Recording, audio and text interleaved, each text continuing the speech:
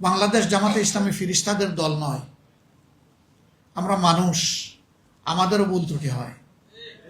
আমরা একটা কথা পরিষ্কার বলেছি যে অন্যায় আর জামাতে ইসলামী একসাথে চলে না, কিন্তু এর দ্বারা এটাও আমরা মিন করছি না যে আমরা কোনো অন্যায় করি না।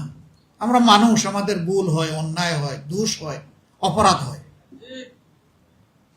আমরা আহ্বান জানিয়েছি যারা দেশকে ভালোবাসেন, জাতিকে ভালোবাসেন, আমাদের অন্যায় অপরাধ দেখলে আমাদেরকে ধরে দিন, আমরা কথা দিচ্ছি আমরা সংশোধন করব ইনশাআল্লাহ।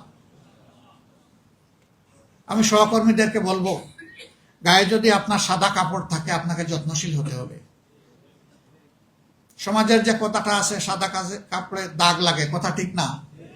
না, সাদা কাপড়ে কম লাগে কিন্তু যা লাগে তা ভাসে। Very careful. নৈতিকতার প্রশ্নে জামাতে ইসলামীতে কোনো ছাড় নাই। আমরা চেষ্টা করব সংশোধন করার। যদি সহনীয় মাত্রার কোনো লঙ্ঘন হয় আমরা চেষ্টা করব সংশোধন করে তাকে দায়িত্ব পালনের সুযোগ দেওয়ার। কিন্তু সেই মাত্রাটা যদি ভারী হয় তাহলে আমাদের কিছুই করার থাকবে না।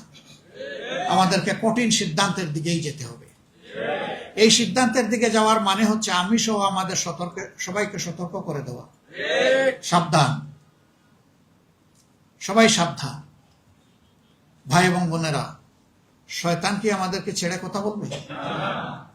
মানবতার সূচনা থেকে এই শয়তান মানুষের ক্ষতি করার জন্য লেগেই আছে। আর যারা মুমিন মুসলমান তাদের সাথে আরো শক্তভাবে লাগে, কারণ এর বাইরে যারা আছে, যারা আল্লাহকে মানে না, আল্লাহর আইন মানতে চায় না, তাদের জন্য তো সরকারের এই শয়তানের বেশি কিছু করা লাগে না, লাগে তো যারা মানতে চায় তাদের জন্য। সুতরাং যুদ্ধটা তো শয়তানের আপনাদের সাথে, আমাদের সাথে, আমরা যারা মানতে চাই আল্লাহ তাআলা। এই জন্য খেয়াল রাখতে হবে নফসের দুঃখ এবং শয়তানের ওয়াসওয়াসা যেন আমাদেরকে পরাজিত করতে না পারে।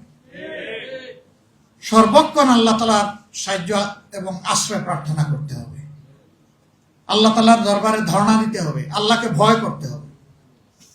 সে আল্লাহ তাআলাকে ভয়ের ভিত্তিতে আমাদেরকে চলতে হবে।